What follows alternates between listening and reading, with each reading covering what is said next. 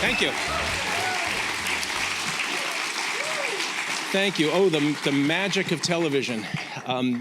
Thanks so much for being here today. I am Ed McCann, the founder of Writers Read, your host for today's special summer camp show at the Linda, WAMC's performing arts studio here in Albany, New York, the capital. Writers Read celebrates memorable experiences for you, our guests, and our YouTube viewers, and for the writers whose work we feature, whether they are established or emerging, and whether published or not, because at Writers Read it is all about craft and a writer's ability to present an engaging personal story. The stories we feature on our stage, on our YouTube channel, and on our podcast are a maximum of 650 words, and those 2 double-spaced pages translate to a 5-minute spoken word performance. We are delighted to mark our 10th anniversary, 10 shows, 10 years of shows just like this one, with our first trip to our state's capital to celebrate writers and writing, and afterwards some wine with all of you. I'm proud to present the work of the fine writers you're going to meet, and proud that this event is presented with support from the New York State Writers Institute. And I have to pause here to say that from our modest beginnings a decade ago on that June afternoon at the Cell Theater on West 23rd Street, I could not have imagined that the organization that I built with my writer friends would one day be an official Carnegie Hall season festival partner, with City Winery as our venue partner, and now also with sponsor support from the New York State Writers Institute, whose mission dovetails so nicely with our own. I will tell you more about the Institute shortly, but first, we're going to do a little time traveling together. Do you remember the joy of the last day of school? No more pencils, no more books, no more teachers, dirty looks. Yes, you remember. And following the end of the school year, did you head off maybe to a pristine lake somewhere? Maybe as a camper, a counselor, a waiter, for a season of maybe bugs and bug juice, friends and frenemies, cabins, canoes. Maybe you were the only kid in the neighborhood who didn't attend camp, or perhaps you were a parent who suddenly found yourself free for 4 blissful weeks. The stories you're about to hear will likely stir some of your own memories as our talented cast of writers share their own, and I am genuinely excited to open Act 1 of our show with Wanda Fisher. Wanda is a retired public relations professional who, over the past decade, has written and published short stories and 2 novels, Empty Seats and A Few Bumps. If, after hearing Wanda read, you wonder why her voice sounds so familiar, it might be because since 1982, she has hosted and produced a folk music show on WAMC called The Hudson River Sampler. Or there's a chance you might have caught her back in 2012, reveling in her passion for baseball, when she had the opportunity to announce for all 9 innings a game between the Red Sox and the Twins. She's very proud of that one. For Wanda, the hits just keep coming. Just a few years ago, she was inducted into the Folk Radio Hall of Fame, and last year, the Proctors Collaborative inaugurated her into its Eddie's Hall of Fame. Living Camp Brochures, the story Wanda contributes to our special summer camp event, accurately reflects the way she was introduced to and ultimately attended summer camp in the 1960s. It's my pleasure to introduce to you Wanda Fisher.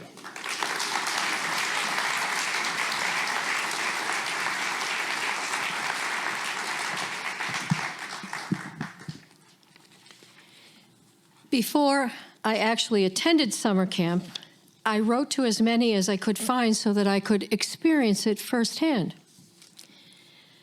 I collected brochures from horse camps in New England when I was a preteen to soak in the professional pictures of those beautifully coiffed young women wearing buff-colored jodhpurs, tall, soft brown leather boots, and velvet-covered riding helmets, heads up, heels down, as they guided their mounts effortlessly over jumps. All looked wealthy, well-groomed, and eager to one day audition for the U.S. Olympic equestrian team. I wanted to be one of them, but I was the chubby bookworm who spent time reading about horses, not riding them. I was horse crazy in the 1960s. I was that girl who drew horses in the margins of her school notebooks while wistfully dreaming that one day my parents would figure out a way to buy me a horse of my own. That concept was foreign to my parents. They had enough problems putting food on the table and clothes on our backs. When the camp brochures began arriving, my mother asked me, just what is Camp Tila-Wookett anyway? I explained that it was a sleepaway camp in Vermont and it had the best name of all the camps, but I knew I could never go there. Damn straight, she replied. What makes you think we could afford anything like this Camp Tila-Wookett, whatever? I never thought you could, Ma, I replied. I just like the pictures of the horses. Yeah, whatever, you and your horses. I did catch her showing a couple of catalogs to my father. He was just as nonplussed as she had been. How would she like to learn about mucking out stalls? That would fix her dreams about horses. I returned to my room and organized the brochures in order of cost, most expensive to least. I found one in Derry, New Hampshire, a famous New England town because astronaut Alan Shepard had grown up there. It didn't cost anywhere nearly as much as Camp Tila-Wookett. I started saving my babysitting money. Maybe they'd let me go to that camp. When I had just enough money for 1 week at the horse camp in Derry, I presented my plan. They mulled it over for a few days and agreed I could attend. When I arrived for the week-long adventure, I was shocked to discover that I was still the only non-wealthy person at the place. I was also the only chubby kid, and I took a lot of heat about that, to the point that I regressed and went to bed a few times. That made the bullying even worse. However, the person in charge of the horses seemed to like me. She decided she would have me ride a gentle, auburn-colored giant who had done steeplechasing at racetracks. I had only ridden a few times my cousin's horse in Virginia, and he bore a Western saddle. This time, it would be an Eastern saddle, like the ones the girls in the brochures used. The first time I rode him, he looked me in the eye as if he were sizing me up. I mounted the saddle, and off we went. At a walk at first, then a trot. He decided he'd jump over a small bench in the yard while I was on his back. That was a surprise. Since I was still on his back, he seemed pleased.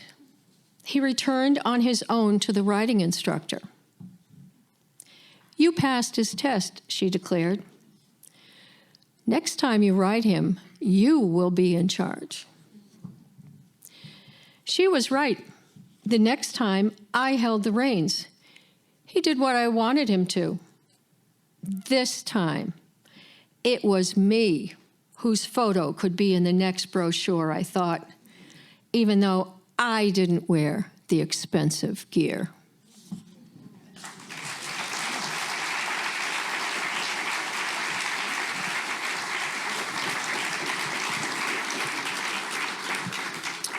Paul Grandal grew up in Tacoma, Washington, and looking back on his summer camp experiences along the Puget Sound in the 1970s, when rules were an afterthought, he says he sometimes wonders how they all survived. In 1981, he took a train from Tacoma to the University of Albany for grad school in English, planning to stay 2 years. Instead, he met and married Mary, and they now have 2 grown kids and a pit bull mix named Lily. Paul, who says he aspires to be the person their dog thinks he is the Opalka Endowed Director of the New York State Writers Institute at the University of Albany, founded by his mentor, William Kennedy. Paul says it's a dream job that enables him to continue writing books and articles, and the best writing advice he ever received was to, quote, find a good story and get out of the way. He's written 6 of his own books and a handful as a ghostwriter, and in his over 40 years as a reporter and columnist at the Albany Times-Union, Paul has written 10,000 stories. And you're about to hear the first one he's ever written about summer camp. Here to present a magical canoe adventure, please help me give a warm welcome to Paul Grandal.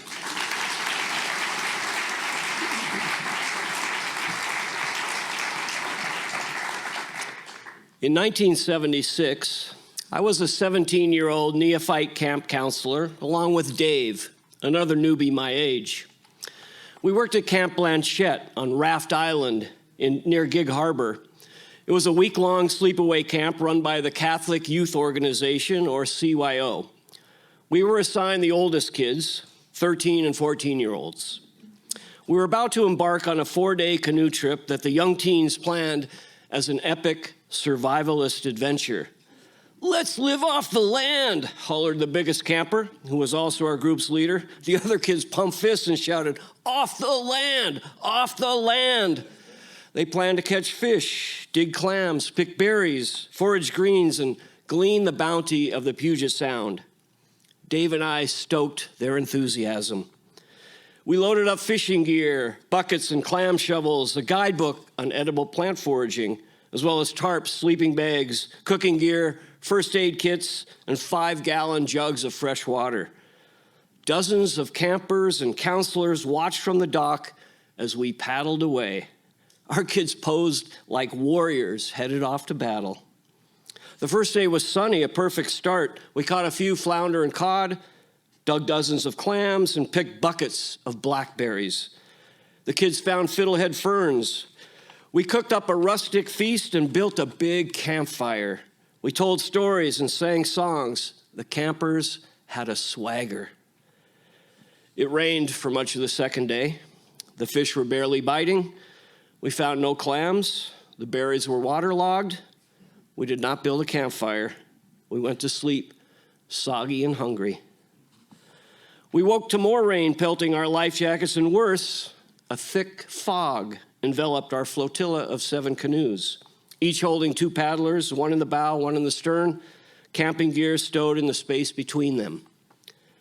We were paddling around Fox Island in the southern end of Puget Sound in Washington State. Suddenly, I heard the low, throaty rumble of a cargo ship's massive engine, maybe 1/2 mile away, an angry sea monster churning toward us. We were way in over our heads.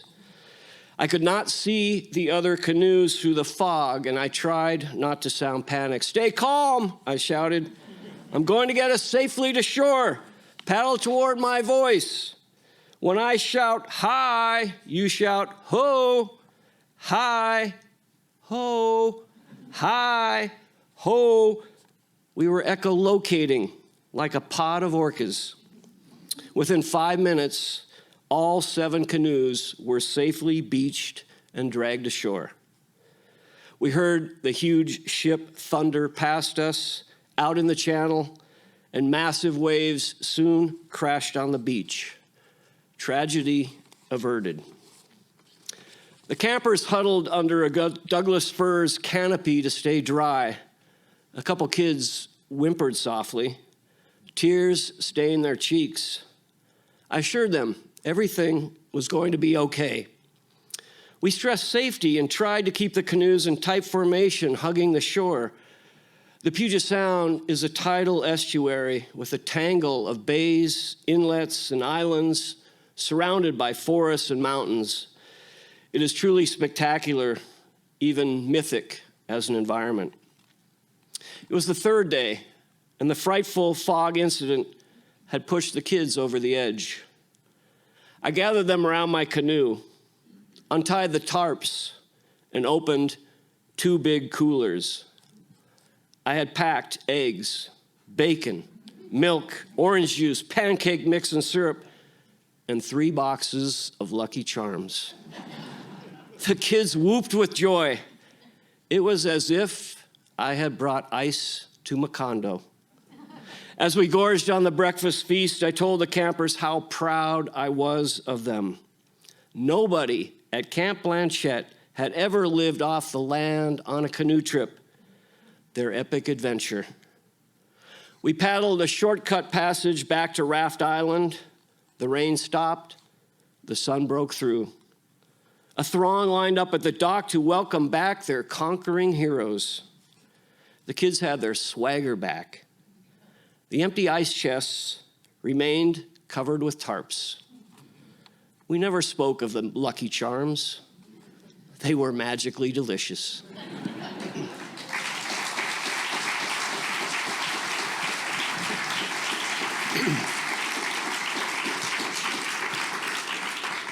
Susan Lipan Tui is a happily retired teacher, wife, mother, dog lover, poet, and friend who uses her time to help local agencies in the Capital District work toward the preservation of green space.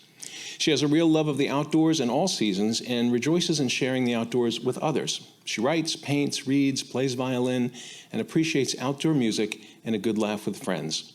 She also enjoys being able to share fun pieces such as the one you're about to hear entitled Summer Camp 1968. Please say hello to Susan Lipan Tui.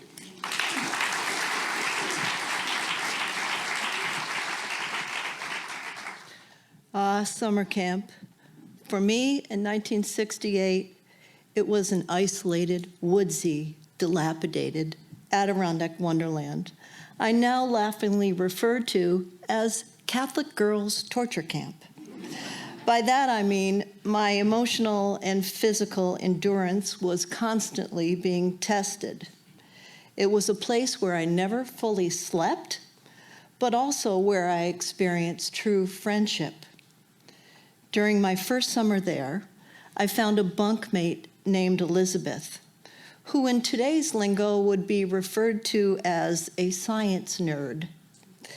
I tried not to move in my creaky old bunk so as not to interrupt, as she mesmerized me with information about plants, the human body, galaxies, and the infinite nature of space. In that dark, secluded cabin, listening to my new friend seemed far more spiritual than any Sunday Mass. Elizabeth chased away my homesickness and made me forget about the heat and my multiple insect bites. I, in return, regaled her with stories about the dog I was going to get, the candy I would buy at the camp commissary, and showed her the art of making fart noises on one's arm. The way she laughed thrilled me. After a few nights of finding it impossible to settle in our bunks, our counselor called the two of us downstairs, where we found ourselves doing 50 sit-ups, 25 push-ups, and 10 Hail Marys as punishment for talking too much. I can still remember the moldy smell of the cabin's living room carpet as I counted 13, 14, 15. In the morning, the other girls thanked us for serving as the guinea pigs in regard to the punishment thing. Although we could rarely anticipate anything at camp, we certainly learned after a second night of silliness when we were faced with water torture, the camp's expression for having to swim out to the camp's tiny island in freezing cold water at 6 o'clock in the morning. All 8 of us were commanded to make this icy early morning plunge, do the 10-minute swim out, pick some of the island's blueberries, and swim back. The counselor would row beside us and reminded us to watch out for the oars so as not to get hit. She blew the whistle, and we got in. Since Elizabeth was not a strong swimmer, I tried to make sure she got the safest spot behind the boat and continued to whisper, "You can do this." Elizabeth nodded each time. At first, things were going well. No one appeared to be struggling. We were halfway to the island when suddenly our counselor uttered the words, "Oh shit," and I saw my friend's face blanch. Now, I have always loved a well-timed swear word, but not that time. I turned to where the counselor was looking and saw a herd of deer swimming straight for us. My first instinct was to check on Elizabeth, who was now reduced to something I wouldn't call actual swimming, and beginning to sob. I mouthed the words, "Don't die," to which she shouted, "You don't die." I gestured toward the back of the boat and told her to grab on as the others were doing the same. The deer passed us within inches. I heard their huffing breath grow louder as they approached, felt the heat of it on our faces, on my face as they passed, and smelled their musk. We held on to that boat, our knuckles blue, as the herd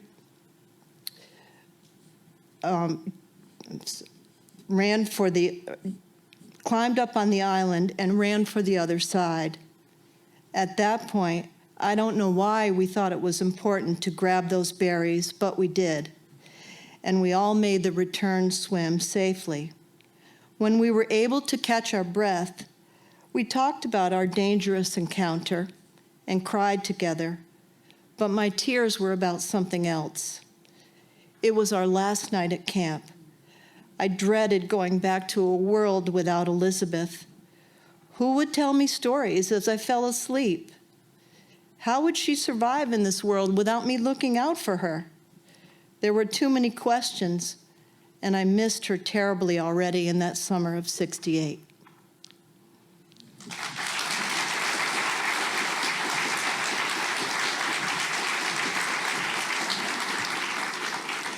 Stephen Medeiros has worked as a communications professional in Albany for more than 40 years. He began his career as a broadcast journalist with WAMC and helped establish its news operation. He also served for more than 30 years as communications director for CSEA, New York's leading union. Currently, Stephen serves on the board of directors of the American Red Cross of Eastern New York and the Capitol Repertory Theater, and he teaches marketing, communication, and public speaking at the University of Albany, balancing advocacy with his love for the performing arts. In his story, Night March at Camp Wawapex, Stephen recalls a long-ago night in summer camp that had a certain unexpected military flair. Please help me welcome Stephen Medeiros.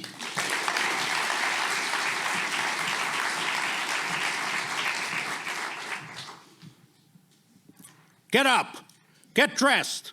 Can't you hear those dogs barking? Get your gear together. We're marching out in 10 minutes. Gear? What's happening? It was midnight on an August night in 1971 at Camp Wawapex, out east on Long Island, and my 13-year-old self had been startled awake from a deep sleep. The commanding voice was insistent. It was Robbie, a young Army vet recently returned from Vietnam, an adult leader of our Boy Scout troop, although he had no direct relation to any of us. He was only in his mid-20s, but he seemed a lot older. Robbie carried himself with authority, and we were all in awe of him. He was a big, imposing guy with an impressive mustache. While gruff, he was also encouraging and approachable. Over the last year, he had taught us a lot about campcraft and wilderness survival on some pretty intense winter campouts. He could also be coaxed into sharing stories about his Army experiences, and we couldn't get enough of it. Let's go, get it together. We fall in. Robbie was issuing the orders, so it must be something necessary and important. I grabbed a plastic drop sheet, flashlight, and mess kit, threw them into a knapsack. Judging from the sounds and muffled comments coming from nearby tents, everybody else was doing the same. The campsite was aglow from Coleman lanterns as we all gathered in formation, more than a little confused and bleary-eyed. Robbie was in charge, but several dads were there too, with serious faces, and they didn't betray anything. 10 hut! We're moving out! No explanation was given. No one dared ask for one. We marched out into the moonlit night and onto the Lake Road, headed away from the camp facilities. No one spoke. Then into the woods and to a halt a short ways in. Spread out and bed down for the night. Unsure, we all complied without a word, as if to question the order would be to disobey it. I headed into the woods and found a depression filled with dry leaves, wrapped myself in the plastic sheet, and used my backpack as a pillow. I lay there for a while, zoned out, before I fell asleep. Sometime after dawn, we were awakened, reassembled, marched back to our campsite. Over breakfast, the conversation buzzed. None of us was quite sure about what had happened, but we were all in agreement that it had been so cool. Robbie and the other adult leaders were enjoying our reaction and turned the questions back at us, challenging us to explain the what and why of the exercise. They relished the recap, ribbing us about our astonished expressions. On Visitors' Day, the nocturnal saga dominated conversation with the assembled families. The moms, of course, were initially concerned, but the dads assured them that it was simply a rite of passage. So it was. I stayed involved in Boy Scouts for another couple of years until high school activities led to a different path. The raw awareness of early transformative experiences morphed dramatically as I matured. Then, decades of adult life. A few months ago, a childhood friend emailed. He'd been thinking about Robbie as a role model and mentor and wanted my help in locating him. My search yielded a recent obituary. Robbie had been a good and responsible man with family that loved him, a successful career, and good friends. Any of us should be grateful for a life that ends that way. It was good to know and what I would have expected. Still, I wish there'd been an opportunity to let him know all these years later how much his effort to help a group of boys become strong, resilient men was appreciated. The memory of that night march at Camp Wauwepex is in sharper focus now.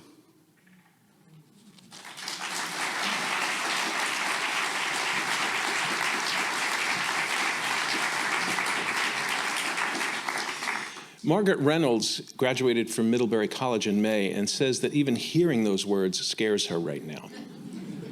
At Middlebury, she studied history and political science, and she was the editor-in-chief of the college's student-run newspaper, the Middlebury Campus. While in college, Maggie interned as a reporter for Vermont Digger, 7 Days Vermont, and the Daily Gazette in Schenectady. After she returns from a year teaching English to middle school students in Madrid, she plans to pursue a career as a journalist and imagines that she will probably survive by eating ramen. Maggie was raised in Slingerland. She graduated from Bethlehem High School, and she has an enduring passion for Empire apples. Here to read her summer camp story, Black Tag on Cass Pond, I'm pleased to present Maggie Reynolds.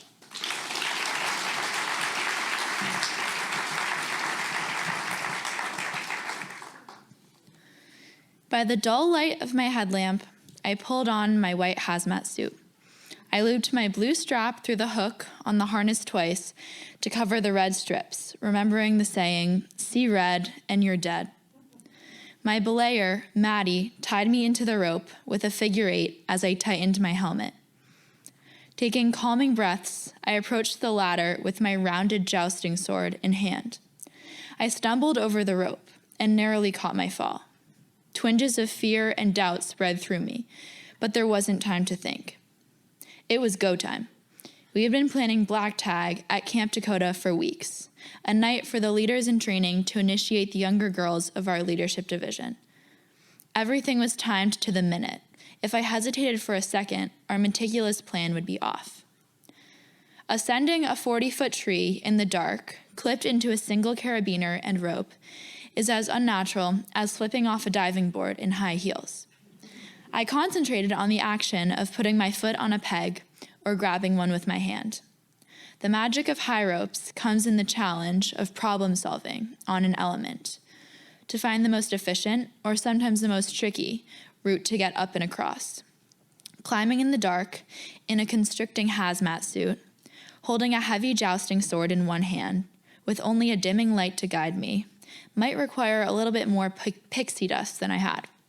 I reminded myself that I had done the catwalk element close to 20 times in the daylight, but this time was with a twist. Each time I felt my hand slipping off a peg, I remembered what counselors always told nervous campers. The ropes course is the safest place at camp. I began to wonder, could that really be true? I brought myself back to the challenge confronting me, stretching to reach another peg. Reaching the top of an element in the daylight is powerful, but even more so at night. As the adrenaline slowly subsided, stillness and fortitude took over. Standing at the height of the trees, listening to the wind rustle the leaves, serenity passed through me like warm tea with honey. The pure southern New Hampshire sky was lit up with thousands of natural light bulbs. I looked down, calmed my vertigo, and hoped to observe the plants and flowers below. To my dismay, in the darkness, all I saw was a seemingly eternal black hole. I heard the younger girls approaching, and I had to embody my character, a crazed but fierce NASA scientist. When the younger campers arrived, one volunteered to climb the element and face me in the jousting battle. She began the climb strong, with swift motions, but as she ascended, I heard her panicked breathing. When she made it to the top, she clung to the tree, struggling to coax herself out to where I menacingly, or so I imagined, stood on the log. She inched her way out, gripping the rope tightly. As much as I craved an intense jousting battle to the death, our stars had not quite aligned for that tonight.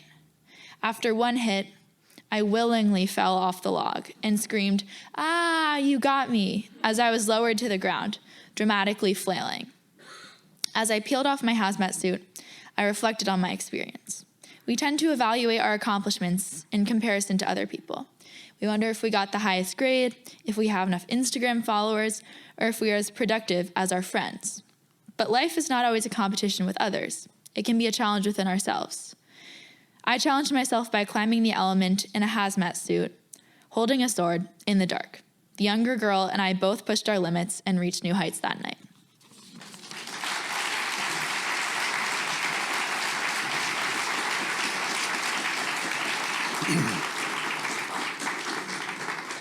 Robert Gumson has been writing memoir and poetry all his life, and at 69 years old, he's had a lifelong series of adventures living as a blind person. In 2017, he retired from a 40-year career in the field of rehabilitation and disability rights. Bob lives here in Albany with his wife, Pat, and has 3 daughters and 5 stepchildren. He's a music enthusiast and guitarist who loves to attend live concerts, and in addition to his writing, he likes to cook, read, exercise, travel, and spend time with his family. Robert's a proud member of the Hudson River Memoir Writers Group, and the summer camp story he shares today is an excerpt from his 2021 memoir, In Blind Sight, from Canarsie, Brooklyn, with love, music, and mischief. The story is called Lighthouse Camp, and I'm pleased to introduce you to Robert Gumson.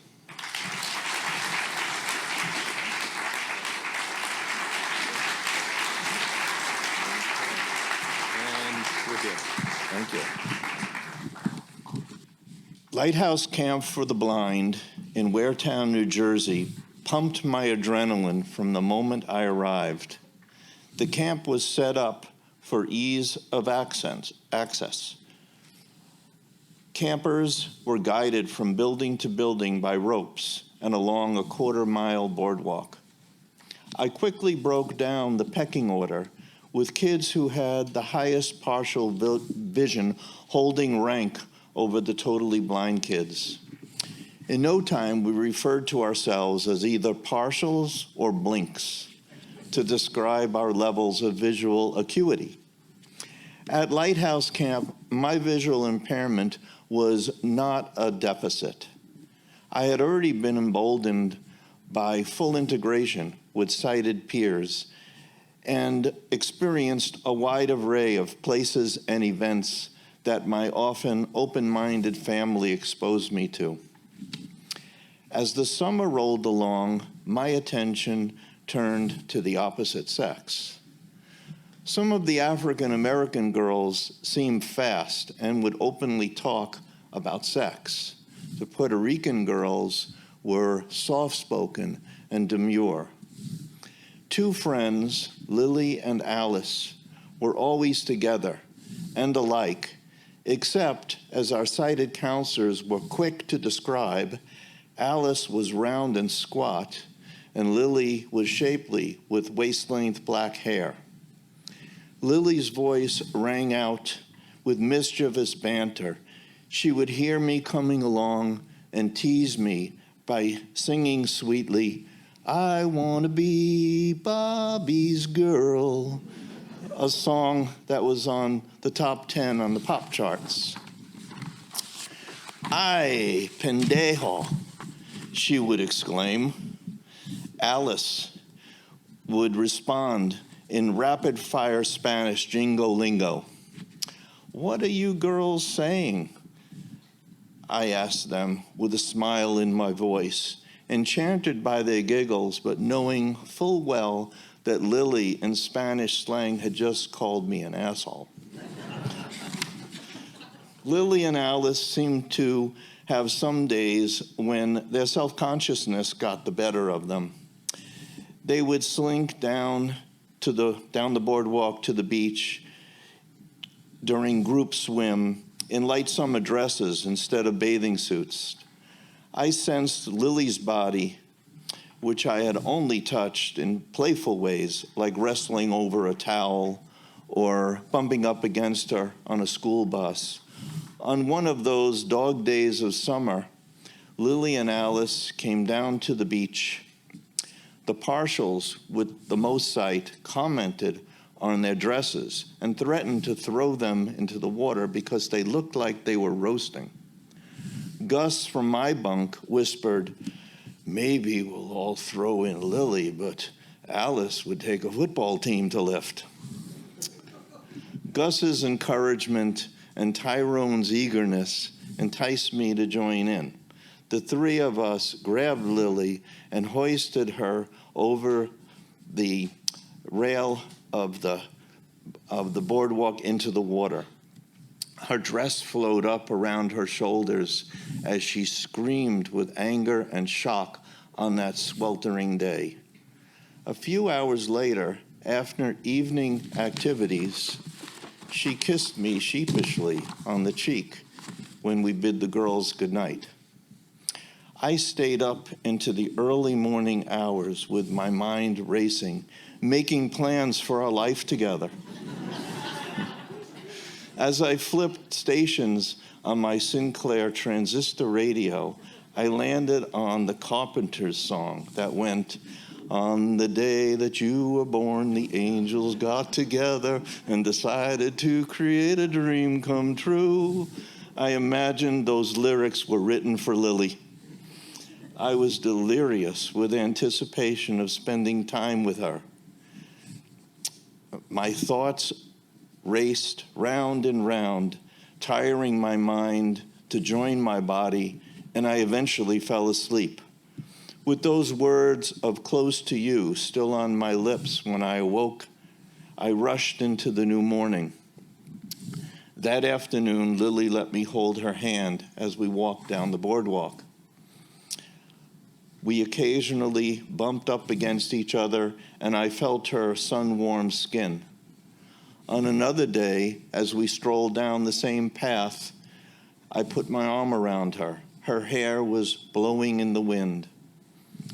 Later on that same day, I took one of the paddle boats out into the lagoon and floated on the gentle waves, dreaming about Lily. She was going to be in my high school in the fall.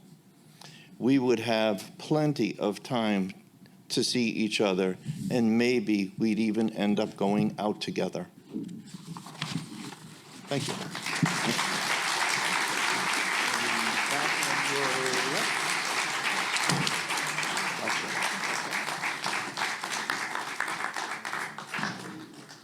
Joe DeBarry was born and raised in New York City. He taught biology both in the Bronx and in Troy, New York.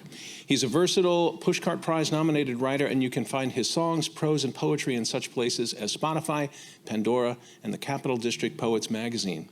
In his story, The Unenlightened Voyeur, Joe relates some of the perils faced by pubescent boys at his gender-segregated summer camp. Please welcome to the Writers' Read stage, Joe DeBarry.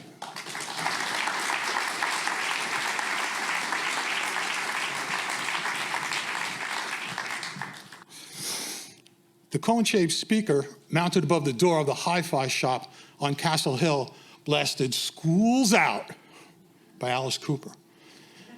It was June and the 1972 school year had ended. I was 13 and leaving the Bronx tomorrow for a camp on a quaint lake in the Adirondacks. Many chores before I left, including painting the garage doors, packing my clothes, but most vital was to score an ounce of weed. That should last me the month I'd be up at the hellhole, as I called it. Actually, it wasn't that bad, except for the fact that the girls were in a separate camp on the opposite side of the lake. Very parochial. The worst thing was to be caught spying on the Girl Scout. On the bus ride north, I befriended Tim from Brooklyn. Being from diametrically opposed boroughs, we were supposed to be arch enemies. But we had a lot in common. The Mets, the Stones, and our love of herb. A boring week of swimming, softball, and crafts began to evoke an appetite for the risque. In a quest to feed this need for excitement, late one night, we stole an old rowboat. Sharing a joint along with the oars, we made it across the girls' side of the camp. Our hormones percolated at the thought of seeing some flesh through an open window. We stationed ourselves in the woods with the perfect view of a vulnerable open shade. We smoked another doobie and snickered. After 20 minutes, our only prize was one fully clothed girl walking past the well-lit fenestra. Hearing the crunch of branches behind us, Tim turned and bolted. I was a little slow to catch on. Blame the weed. By the time I turned around, there were at least 20 young ladies staring at me. "A peeping Tom," one yelled. "Let's teach him a lesson," another scowled. "We'd like to see you," a third chimed. "Get out into the open." I walked out into the clearing, curious but unafraid. "Take your shirt off," a girl yelled. I was still not intimidated. "He looks like a little baby boy," a girl mocked. "Make him take his pants off," they all giggled. I think I'm going to leave now. I was beginning to feel a little uncomfortable as my machismo quickly melted away. "You ain't going anywhere until we see your cute little bottom," they all laughed uproariously. With the need to placate and get out of there as quickly as possible, I turned and dropped my shorts. The cascade of wolf calls and whistles can still be heard in my dreams today. I was praying for the matron to come along and save me, but no such luck. I hoped she wasn't in on all this. Well, I think I'll go," I mumbled, turning toward them, covering my nether region. "One more thing. Put this on," they chanted in unison. "Put it on, put it on, put it on." Landing at my feet was a floral, one-piece, old lady's bathing suit. I slipped my feet in the holes and pulled the straps over my shoulders. The laughter was rollicking. My privates dressed left with a peekaboo. I felt my face go beet red. I ran back toward the rowboat, but Tim had absconded with it, and I was forced to swim back to the boys' side of the camp. I finally returned and changed as quickly as possible before anyone could see me. I left the old bathing suit in the middle of the bunkhouse floor. The next morning, the cabin leader held up the wet suit with a tree branch. "Where did this come from?" You could hear a pin drop. Just as the camp mentor picked up that wet bathing suit, I scraped my ego off the floor with a newfound respect for womankind. Thank you.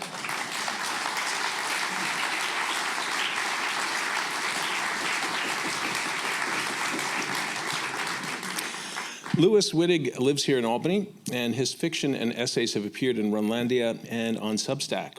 Thanks to his love of writing fiction, for hours at a time and mostly in his basement, Louis excels at creating characters that are definitely not him. That is, they may be private detectives or space actuaries or whatever else he dreams up. What Louis definitely is, however, is a writer who's also a creative director in advertising who lives with his wife, Grace, and daughter, Evie. And here to share his summer camp story entitled Gulag, please help me welcome Louis Wittig.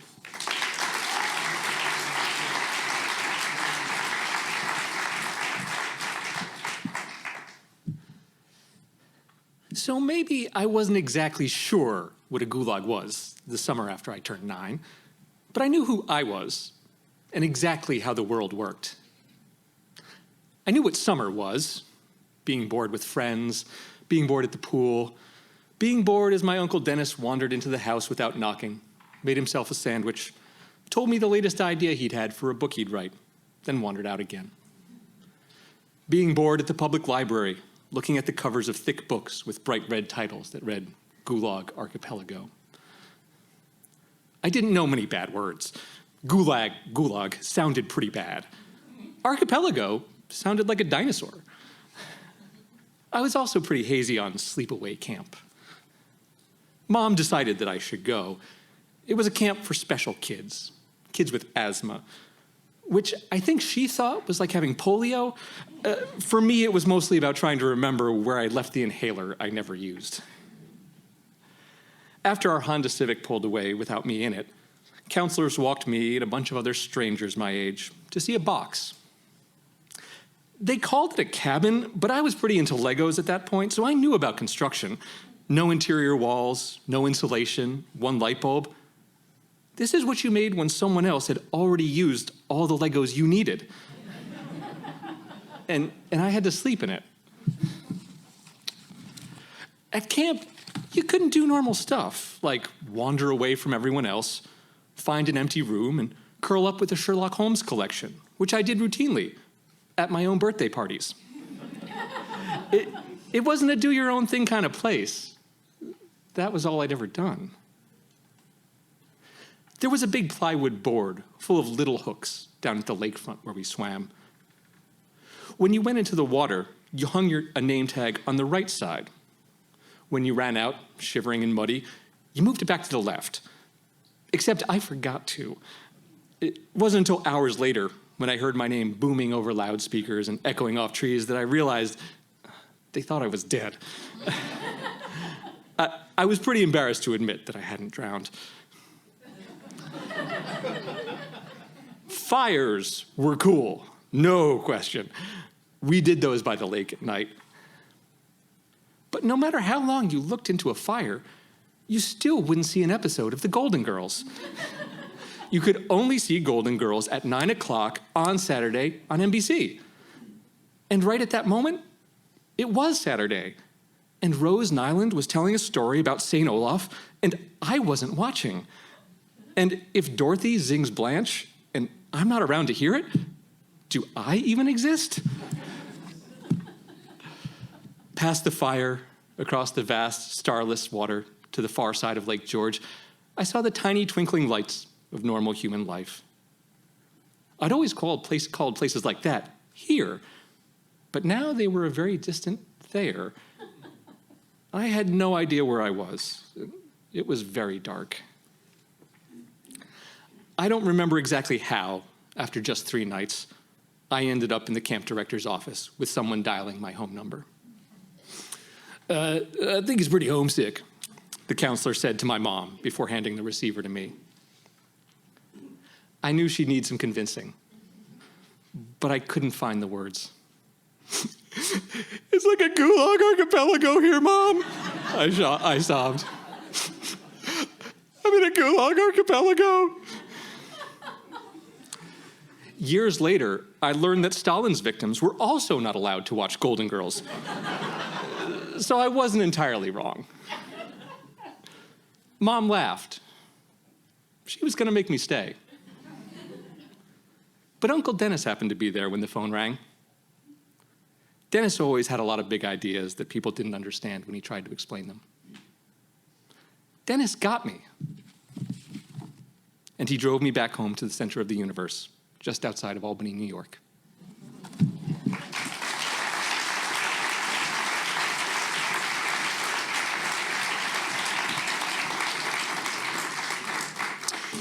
Writers Read gives voice to the stories that bind us.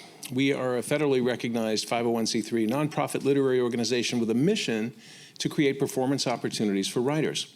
We also create memorable experiences for our guests with events like this one, gathering to share stories and wine and conversations that engage us all. And this, by the way, is our 10th year. We have been doing this for 10 years. We started in 2014, Father's Day weekend.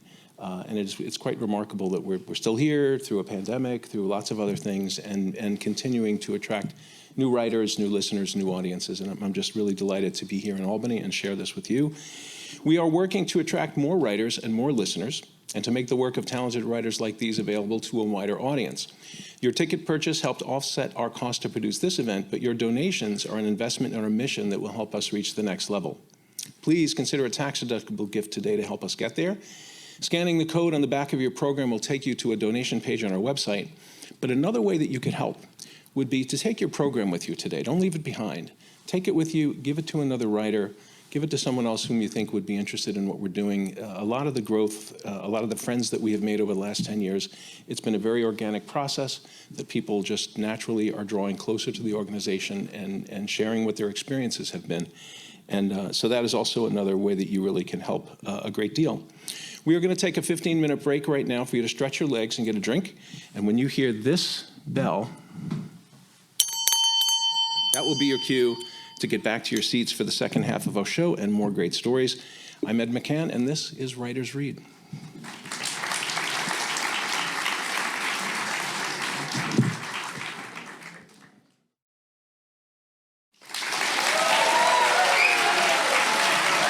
Thank you. Thank you, everyone. Welcome back to the second half of our special summer camp event here at the Linda in Albany, New York. Before we bring up the next writer, I want to thank the folks who helped make this event possible. Thank you to Peter Hughes, the General Manager and Program Director here at the Linda, as well as the Linda's Technical Director, Nathan Scheid. Our thanks to WAMC's Joe Donahue, host of the Roundtable and the Book Show, a well-known lover of books and writers and writing, for sharing his airtime to help drive submissions, leading to the rich group of stories that you're hearing today. Finally, my sincere gratitude to Nancy Carey Cassidy, who set the wheels in motion to bring us all here together today. And let's please give Nancy a hand of her own.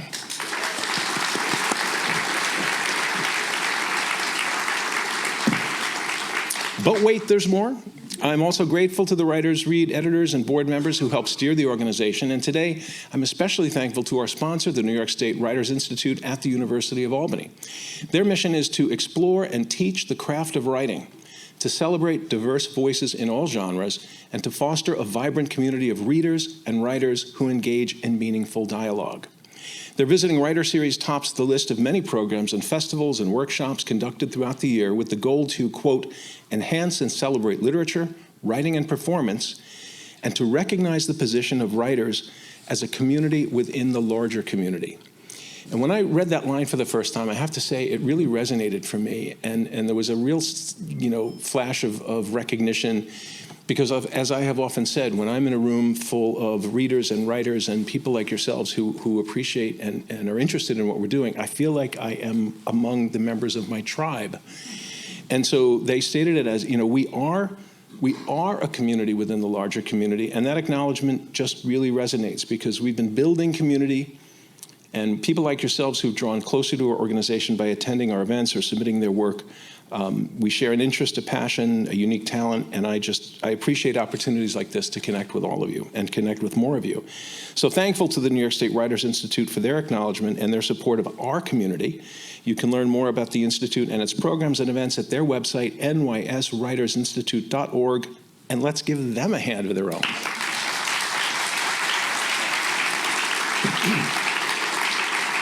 Thank you. Carol Fitzgibbons opens Act 2 of our show. Academically and professionally, Carol was immersed in the business world, and it wasn't until retirement that she contemplated writing. But she felt unqualified because she didn't have a creative writing degree.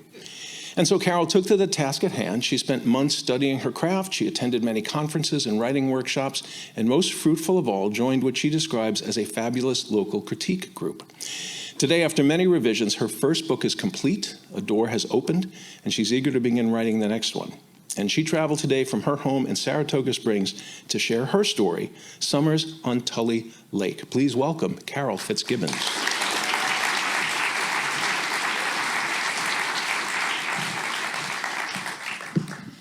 Arriving home the last day of school each June, report card in hand, I'd find my mother packing our station wagon with everything a family of 5 might need for the summer. I longed to pull her aside and whisper in her ear, Remember, pack only the happy stuff, Mom. Leave the sad stuff behind. By midnight, my parents, 2 older sisters, my dog Pepper, and I were on our way to our camp on Tully Lake outside Syracuse, our home the rest of the year. Our camp was a rustic little place, painstakingly and lovingly built by Dad. From found lumber and rusty nails he hammered back to straight, good as new. There was no plumbing short of a big red pump that needed priming, bolted to our kitchen sideboard, the drain pipe spilling water to a rock bed below. I began each morning donning my bathing suit. As I snatched a bar of soap and a bottle of shampoo, Pepper wiggled in anticipation. We'd race together as best friends do, eager to be the first to reach the water, the first to splash our joy spilling over us. With no phone or television, my sisters and I learned to make our own fun. We'd go for hikes, always with a snake stick in hand. We'd swing endlessly on the rope swing Dad made for us, and we'd swim. We'd take rowboat rides and go night fishing with Dad. Each afternoon, I'd reach under our dock where 2 big black bullfrogs bobbed, as if waiting for me to scoop them up, to rub their noses and bellies, trusting me to release them back to safety.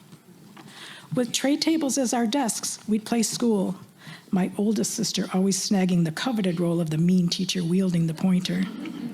Monopoly, Parcheesi, and card games were always in play, as well as never-ending jigsaw puzzles set up on our screen porch begging for attention. This was a reader's paradise. My favorites involved horses, My Friend Flicka and Black Beauty, the pages worn thin. Perched in my upper bunk of our tiny bedroom, windows opened, Pepper held tight, I'd fall asleep to a symphony of crickets chirping and the deep-throated drone of an army of bullfrogs.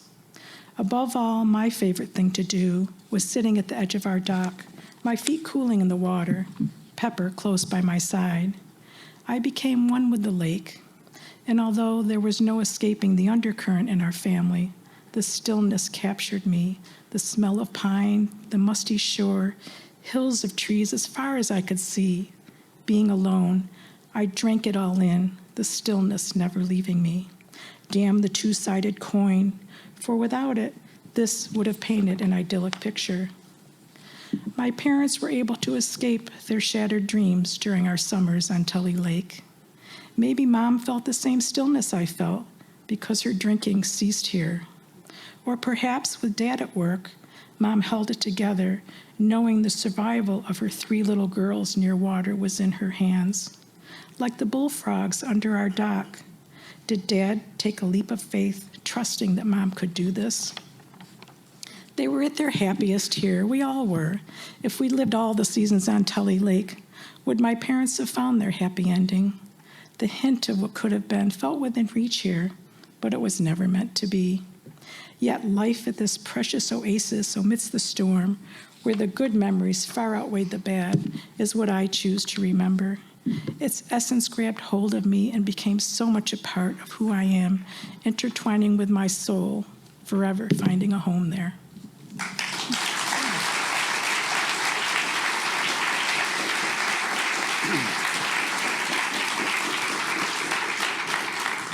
Until today, Anthony Cresswell looked at his writing as a bit of a hodgepodge, the result of a 40-year academic career. Previous highlights include articles on analytical chemistry, educational politics, technology, and not at all least, his thoughts on educational topics in both Thailand and Indonesia. Today, we're lucky that Anthony decided to branch out a bit, or rather look inward at long last, and he welcomed the opportunity to write something personal.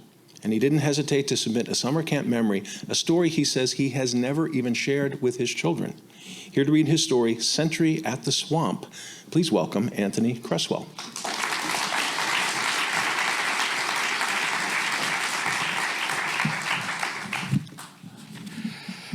Somewhere in the southern Wisconsin woods, there's a swamp bordering a small lake.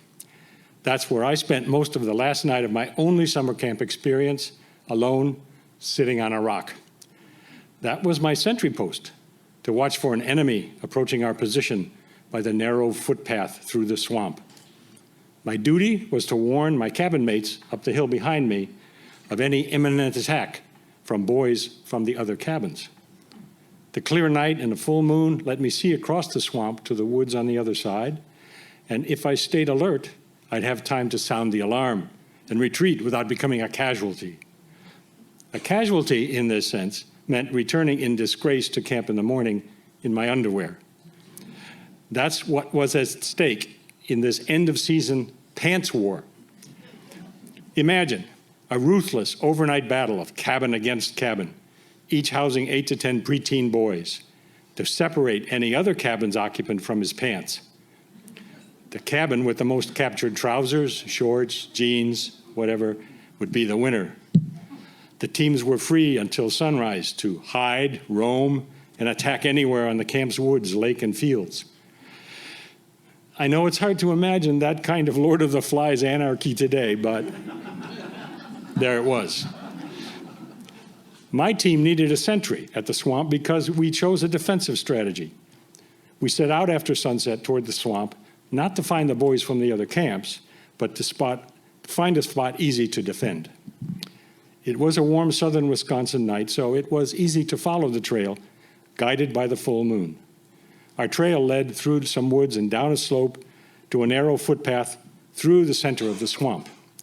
We followed the footpath across and up the hill on the other side. At the top, we found level ground, a good place to hide and defend. It looked safe.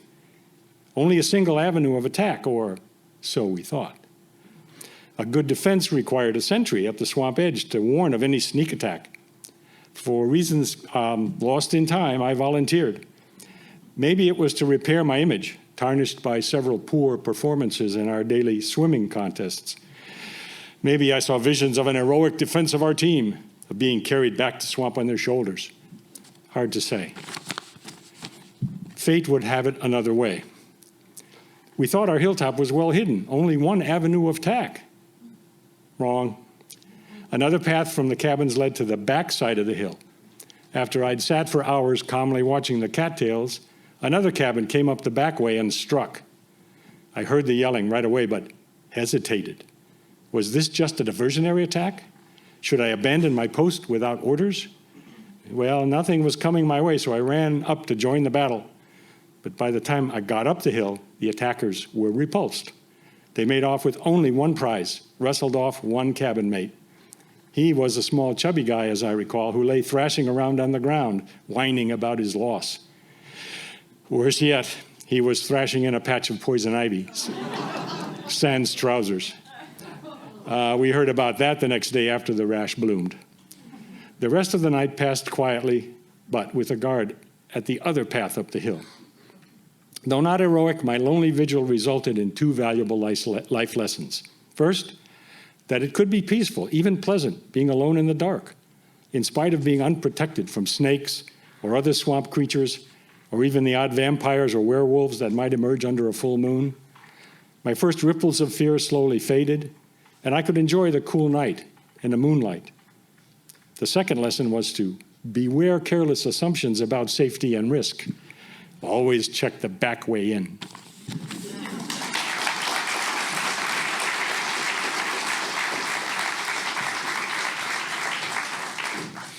After a 40-year stint in the East Village, Emily Rubin now lives in Columbia County. An arts activist at heart and a writer in her dreams, she's published a novel as well as short stories, essays, and poems, work that appeared in places like Poets and Writers Magazine and the Red Rock Review. She founded and produced Dirty Laundry, Loads of Prose, which is a reading performance series in laundromats across the country, and now runs the Write Treatment Workshops, that's Write with a W, in NYC and upstate cancer centers. A recipient of the Amazon Debut Novel Award Contest, a finalist in the International Literary Awards, and a Pushcart Prize nominee, she's been a guest lecturer and taught fiction workshops at Bard College and Columbia University's Narrative Medicine program. In her youth, in the 1960s, Emily attended Sleepaway Camp in the Catskills and was a dance instructor for one torturous summer at a New Hampshire arts camp, experience that helped inform her summer camp story, Latrine Days. Please help me welcome to the stage Emily Rubin.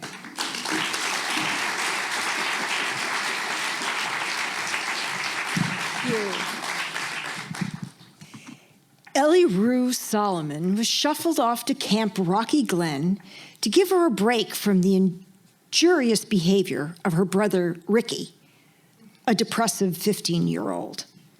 Their parents told her it would be good to experience the solidarity of female camaraderie with other Girl Scouts.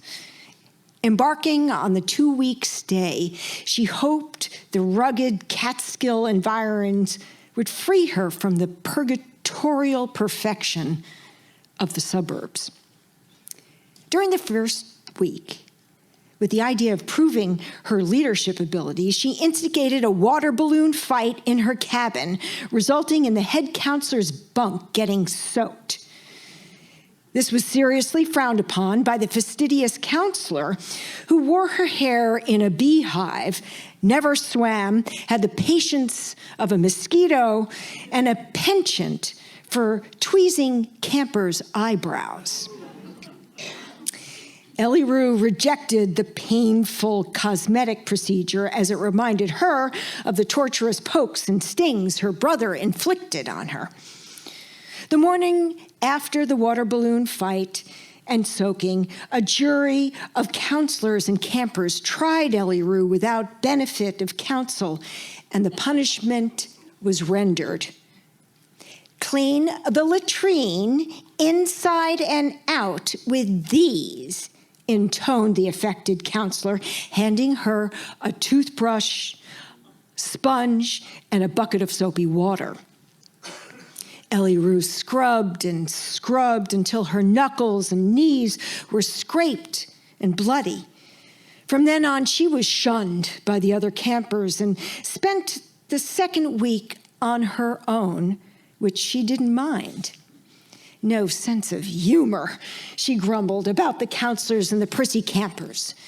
From the distance of her deserted island of self, she watched the other campers compete over the conventional passions for lipstick, nail polish, blow-dried hair, and 17 magazine. She kept her desire for these frivolities a secret, hiding out in the now spotless latrine to pore over pages of fresh-faced models and articles about acne and French kissing. Afterward, she would slip the magazine into the middle of the dog-eared pile in the community room while no one was looking and go off to commune with nature, diving off rocks into the dark lake and stealthily hiking through the woods. Coming upon stands of milkweed in fields, she observed caterpillars forming cocoons, and like her, they were also alone, solo. In her first ever journal entry, she wrote, "Inside each chrysalis, a blob transforms, leaving behind a squirming, cylindrical body. I am a blob, a milkshake. I am furiously furry. Is a butterfly really free? When they become airborne, the dangers only increase. Hungry crows, speeding cars. The human-tainted world coats our shit in chintz and perfume." The camp scheduled a talent night. Ellie Rue signed up and performed a wrenching solo depicting a caterpillar's transformation in the emotionally wrought style of her idols, Isadora Duncan and Martha Graham. She wore a flesh-colored full-body leotard and wrapped herself in a discarded sail from the camp's armada of sunfish. Her mother had packed 2 training bras in her steamer trunk without telling her. She had never worn them, but when sewed to the leotard, they worked nicely as butterfly wings. For a soundtrack, she recorded her bunkmates' teeth grinding, epic snoring, and tearful gasps. Homesickness was rampant among the cattiest of girls. The night of the performance, the torturous sounds filled the theater as she writhed on stage, rolling over and over, and finally ripping through the muslin with her green-handled Girl Scout-issued pocket knife. She bowed to an utterly silent, dumbfounded audience. Some tittering followed as she walked off stage, still partially cocooned. When she returned home from camp, Ellie-Ru donned a baseball cap and dungarees with rolled-up cuffs and embraced a life of touch football, baseball cards, and chemistry set explosions. She finished the summer relatively safe.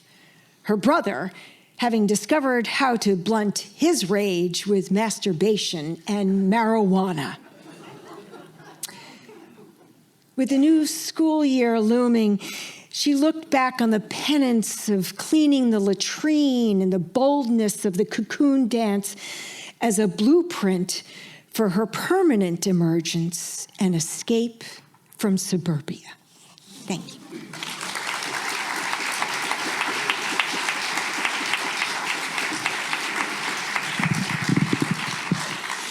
Peter Finn grew up in McCownville, went to Catholic schools in Albany, and he lives in Averill Park. He's now retired after 30 years with New York State Parks and then 10 more teaching at the Rockefeller College of Public Affairs at the University of Albany. His writing itch resurfaced just before the pandemic, and these days he's a regular contributor to the Sand Lake Library's Just Right group, where he writes memoir as well as short fiction, focusing on growing up, on nature, and on today's America. He loves sharing his work. We're delighted he's going to do so today, and here to present his summer camp story, Unnamed Summit. Please say hello to Peter Finn.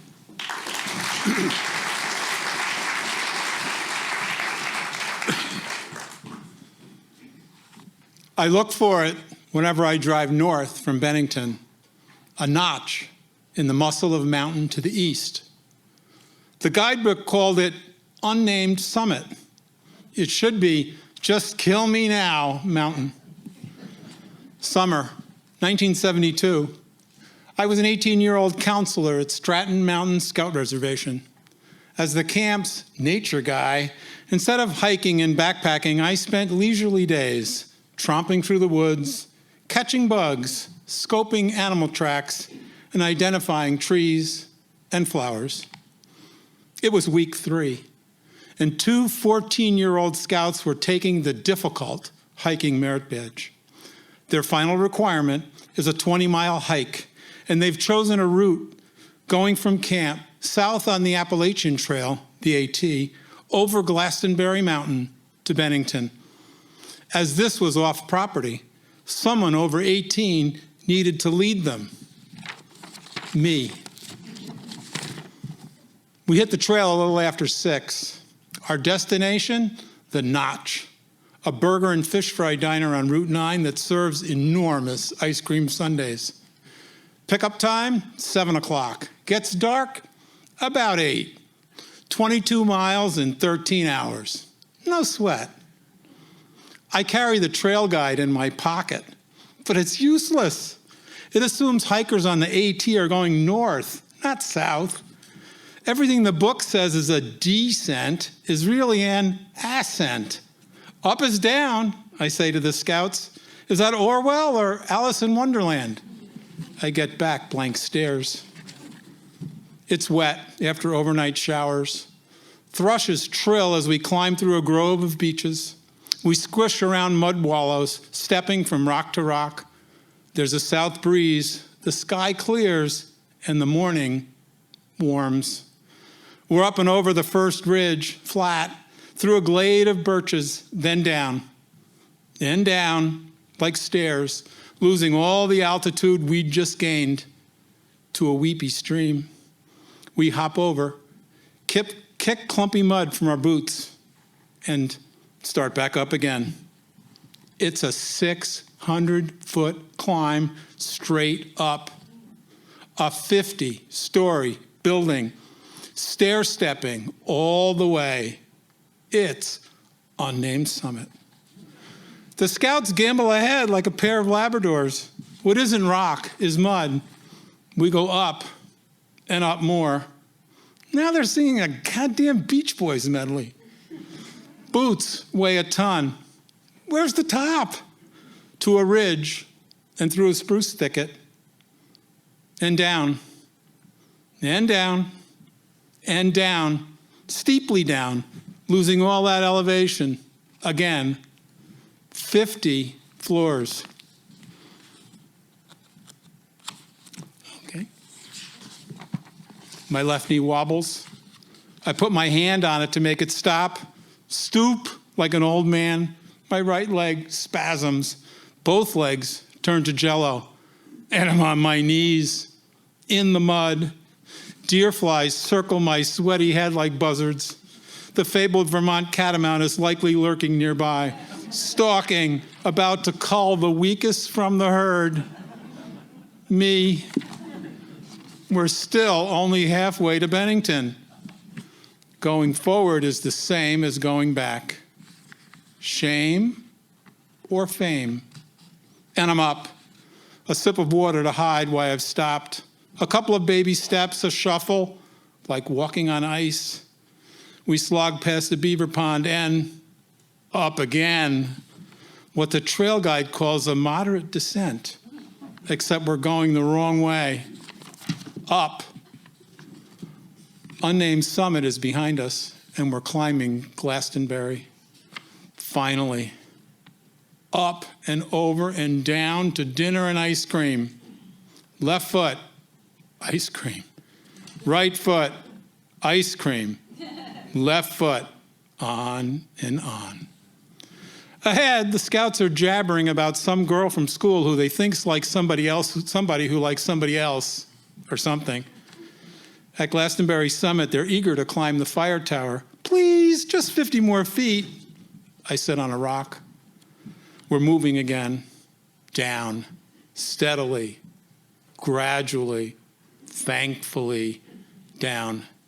It's past 7. Daylight ebbs, the sky pinks. We hear a creak. It grows louder. We see a house through the trees, hear a truck downshifting out on the highway, and pick up the pace. Have to get to the notch before all the ice cream's gone.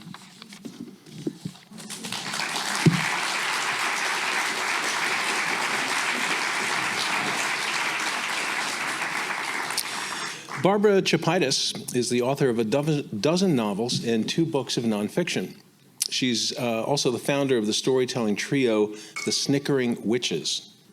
It's doubtful her mother will ever forgive her for all this, though she's always claimed she was the only real witch in the family. Barbara says she was raised off-leash with no formal camps, just kids running around and digging deep. She lives in a rural area in Albany County with her husband, some dogs, cats, and chickens, along with the occasional bobcat guest, a place where she still spends a great deal of time digging in the dirt. Here to read her summer camp story, Camp Can You Dig It? Please give a warm welcome to Barbara Chapaitis.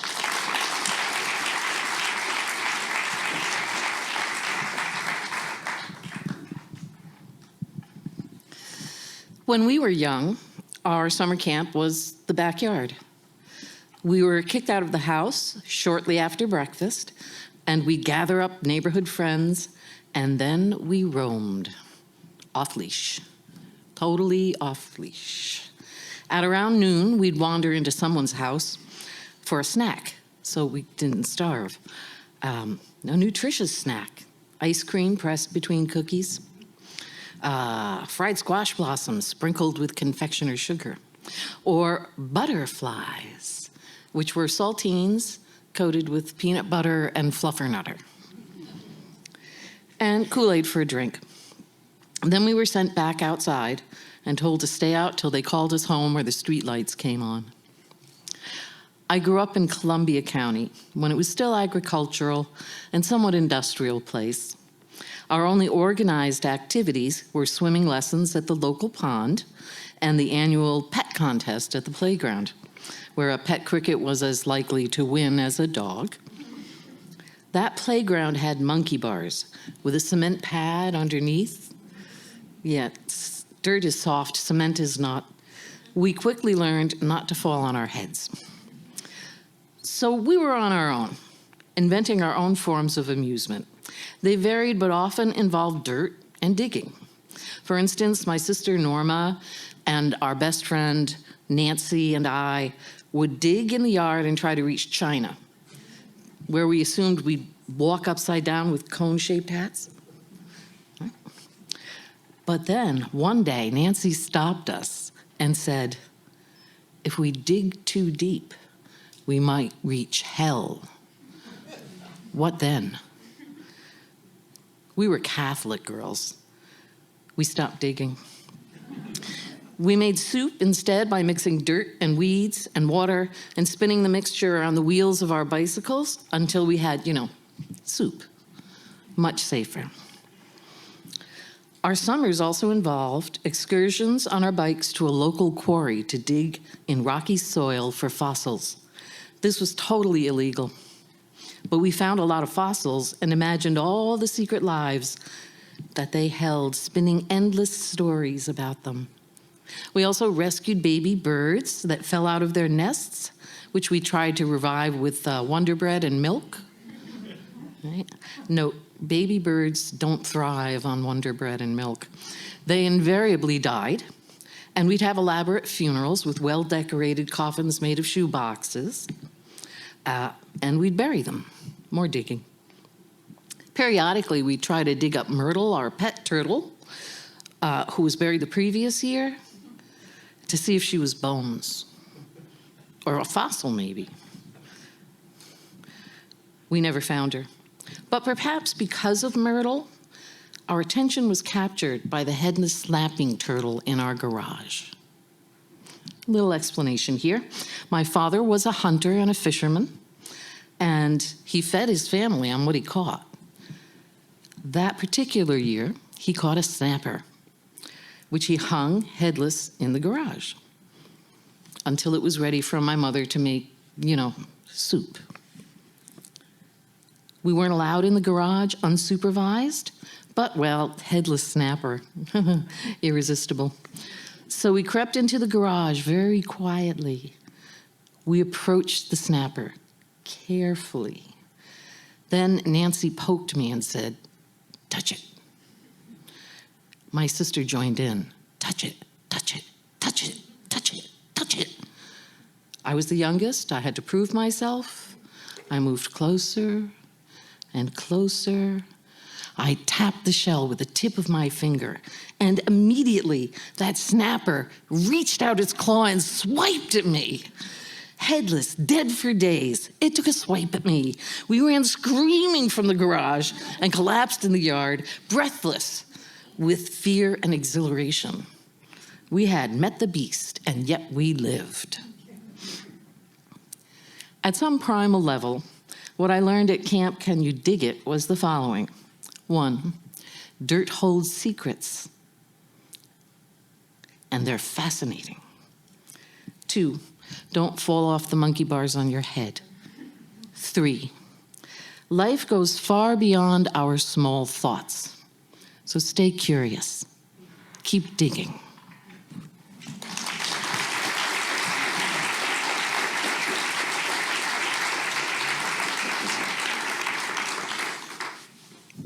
Casey Vincelette grew up in Bethlehem and Troy and attended SUNY Geneseo with the Edgar Fellows Honors Program, during which time she served as fiction editor for the literary magazine Gandhi Dancer. In 2018, after earning her BA in creative writing and communication, she then moved to Chicago to teach middle school English and science. Casey came back home last summer to help care for her grandparents, and she currently works with the AmeriCorps program. We learn about some very special children Casey cared for in her summer camp story, Mulberry. Please welcome to our stage, Casey Vincelette.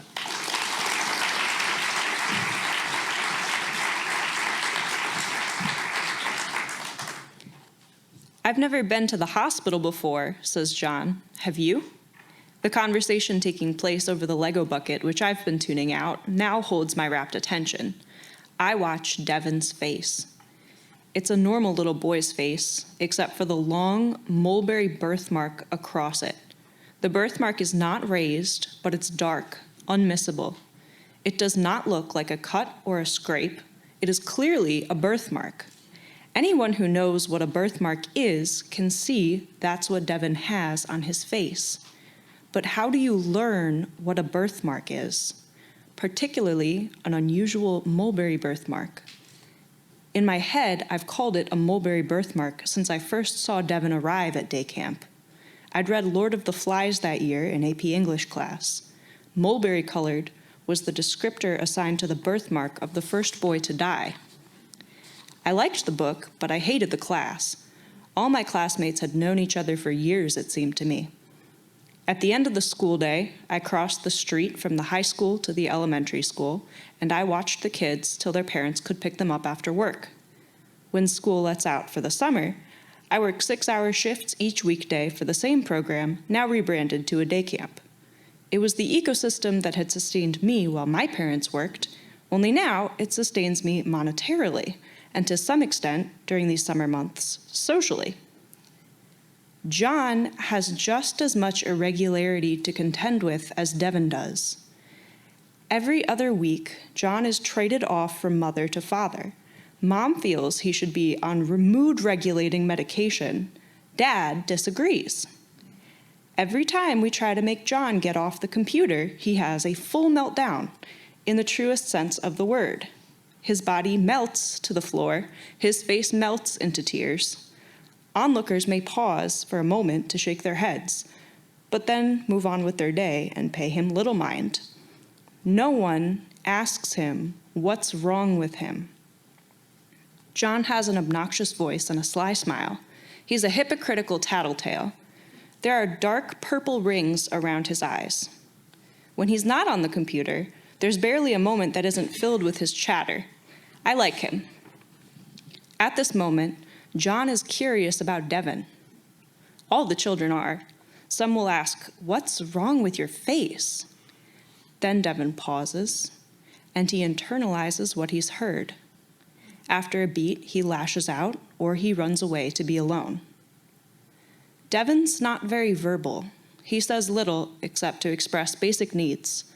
I teach him hand games, and he delights in them, insisting that we go again and again, clapping each other's hands in pattern and rhythm.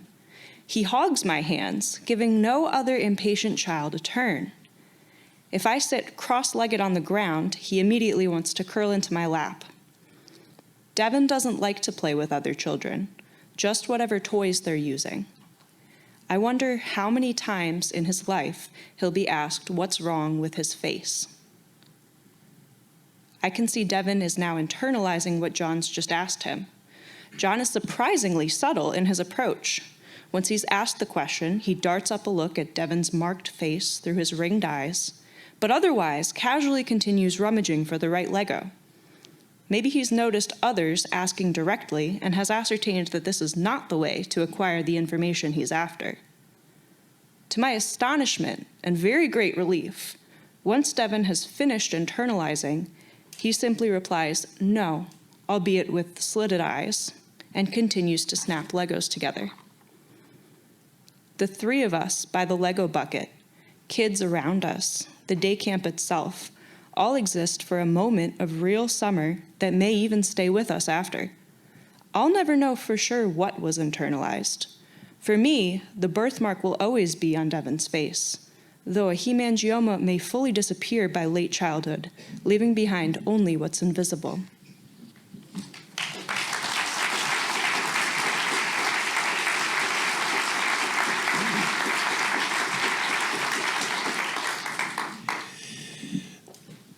Mara Lefebvre is a writer, visual artist, and retreat junkie with an appreciation of beauty, excellence, and good design in all things. She's fascinated with how memory works and writes micro-memoirs reconstructing her past, chock full of lies, laments, and lunatics. She received an honorable mention in the New Millennium Creative Nonfiction Contest, and her work has been featured in several online literary magazines. A lifelong interest in yoga and frequent walking meditation support her creative curiosity, and her upstate New York studio is a ranch house with a red door on a dead-end street overlooking a hillside garden. Never pleased with her birth name, Marcia Ann, and with apologies to her mother, she has changed her name 7 times. And she says she could easily be in the witness protection program. Not incidentally, her summer camp story, Misfit Camper, is imagined from her mother's point of view. Please give a warm welcome to Mara Lefebvre.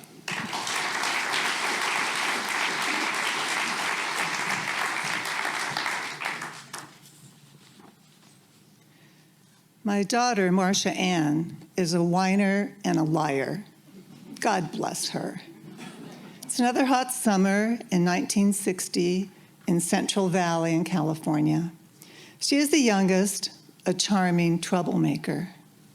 Her two older siblings can't compete with her creative tactics to get what she wants. What she desperately wants is to go to summer camp.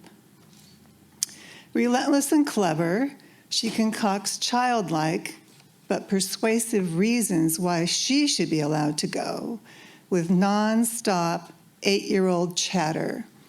Exhausted, I finally give in. As a devout Catholic, I believe the Sisters of Mercy possess a divine link to the celestial rule book. Unfortunately, the grammar school education failed so far to turn Marcia Ann from fibber to truth teller. Her little girl brain is now choked with stories of saints, martyrs, and mysteries that she embellishes with whimsical details. The all-girls camp is built around a large turquoise lake in the Sierra Nevada mountains. It is run by the local diocese. It is christened Camp Santa Teresita, after a saint who promises to rain down rose petals when performing miracles. A priest campaigned for her sainthood when he found a white rose on his desk after praying to her. Marcia Ann believes the saint is called the Little Florist and explains that the rose was left there by a talking crow or an invisible flying nun. I reluctantly register for a week and wonder if in 7 days and 6 nights, a miracle might happen to my restless child. A light sleeper, she wanders our house at night, able to see like a cat, night shine from her eyes, guiding her in the dark. She is a kid that can eat a whole cantaloupe at one sitting. A kid who hates classic children's food like milk, peanut butter, and Cheerios, but will sneak raw bacon out of the refrigerator. A kid who squirms in a dress for church and prefers to run around in hand-me-down jeans, yet seems happy to wear her plaid school uniform. She packs 4 glow-in-the-dark rosaries, a laminated holy card of St. Anthony, the patron saint of lost treasures, and her favorite fuzzy stuffed ducky for her week away. Marcia Ann is the tallest student in her 3rd grade class, thin, athletic, with long blonde hair, and the fastest runner, even faster than the boys.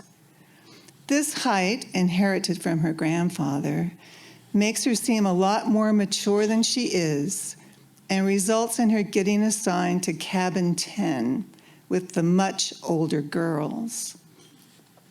Every minute she is at camp, I wait for the phone in the kitchen to ring. I pray. I expect a call from the young, polite, but inexperienced counselors asking why Marcia Ann won't eat her dinner of meatloaf with mashed potatoes and gravy, refuses to swim in the lake, get her ears wet, or stop humming during daily mass. Relieved, no one calls. When the camp bus returns from the lake back to the school parking lot, Marcia Ann is the first one off. With her dimpled smile, she runs to me, clutching a lanyard woven with the colors of the rainbow as a special gift. I hug her hard and long, but feel a change in her, a subtle shift to remember with tears just why she is my favorite child. The ride home is filled with tales of overheard whispers from her senior bunkmates that Marcia Ann struggles to make sense of, stories about how French kissing must only happen in France, and isn't a period just at the end of a sentence? Mom, what is going steady? Why shave your legs? Why stuff socks in your bra? I answer her with love and patience, pleased we survived and learned unexpected lessons from a hot July week away at summer camp.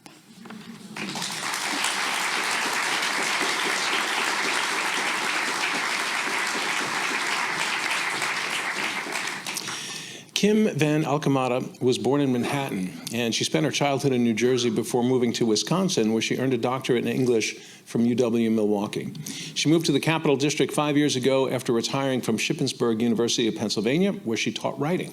She has published 3 novels, and her latest, Counting Lost Stars, launching last July with an event at Northshire Books. Recently, she gave the Greyfriar reading at Siena College. She taught an online class for the Adirondack Center for Writing and participated on a panel at the Albany Book Festival. She makes her home in Saratoga Springs with her partner, their 2 rescue dogs, and a couple of feisty backyard chickens. In Deep Water Test, the story that closes our special summer camp show, Kim relates how she found herself, quite literally, out of her depth. Please welcome Kim Van Alcamata.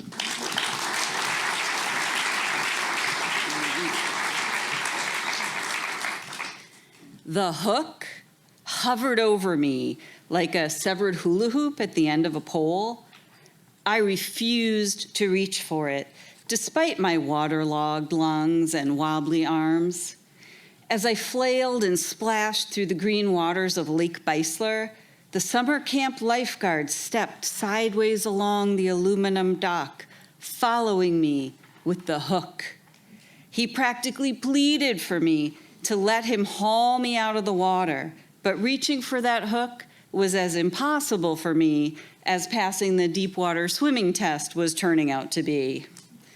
I'm not even sure why I joined the line of 8-year-old campers who wanted to prove they could swim safely past the shallow crescent near the pebbly shore. I didn't like being out of my depth. Not in school, where my behavior wasn't compliant enough to please my teachers. Not at home, where my dad's latest disappearance was explained away with lies. And definitely not here, in a cold lake where slimy weeds stroked the bottoms of my feet. But for some reason, I had lined up, nervously waiting my turn in my navy blue swimsuit with the white ruffled skirt. To pass the deep water test, a camper had to swim the length of the dock and back without stopping or grabbing hold. As soon as I let go of the ladder and launched myself into the lake, I knew I'd made a terrible mistake because the truth was, I couldn't actually swim. Oh, I'd waded into streams before and splashed around the pool at the YMCA, but no one had taught me how to put my face in the water, blow out bubbles, then turn to the side to breathe air in. Instead, I held up my head as best I could, gasping and choking while water filled my mouth. I smacked my arms haphazardly as my frantic legs churned below the opaque surface. Through tears, I kept the end of the dock in sight, ignoring the hook whenever it dipped into my blurry field of vision. That dock could not have been more than 30 feet long, but I fought for every inch of it. I reached the end, but having reached it, I had to splash myself around in a sloppy circle to return, again, to the metal ladder. The lifeguards' entreaties became more desperate as I propelled myself forward. Finally, my fist closed on the aluminum railing. My feet found purchase on the ribbed metal steps. I hauled my little body up onto the dock, knees weak and stomach sloshing. Limp with relief at still being alive, I vowed never to venture past the buoy line into deep water for the rest of that summer in the Catskills. The incredulous lifeguard congratulated me on my courage, but I hadn't spurned his hook because I was brave. I'd kept struggling blindly forward because here at camp, as at school, and at home, I had not yet learned that it's okay to reach a trusting hand for help when you find yourself in over your head.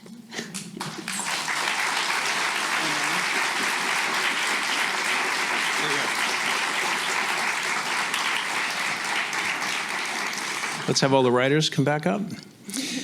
We built Writers Read around afternoons like this one, and it is really thrilling to me to spend this curated kind of time with such a fine group of writers. And I am really proud of what a small group of committed, unpaid volunteers has accomplished and continues to build with me. Thank you again to today's sponsor, the New York State Writers Institute, and to all of you for your support of our efforts here today. There are lots of moving parts to this organization, and we need help steering it. We have a professional editorial team, and we have the bones of a great marketing committee, though it would be amazing to have someone assist with social media. The social media marketing is not my superpower at all. And we also have open seats on our finance committee. So if you are interested or you have some bandwidth, some room for some board service, you can talk to me at the reception, and we're always interested in thoughts, or email your suggestions to ed@writersread.org. Speaking of email, I know none of us want more of it. But receiving our newsletter once or twice a month will allow us to stay in touch and keep you posted about deadlines, about upcoming submissions, new podcast episodes. You can sign up at the bottom of any page on our website. Please do take your program with you. Share it with someone you think will be interested in what we do. We're so interested in featuring new voices all the time. Please do consider a charitable, tax-deductible gift to Writers Read in any amount to help us grow. We cannot do what we do without your encouragement and support, which is why this round of applause from us on the stage is for all of you.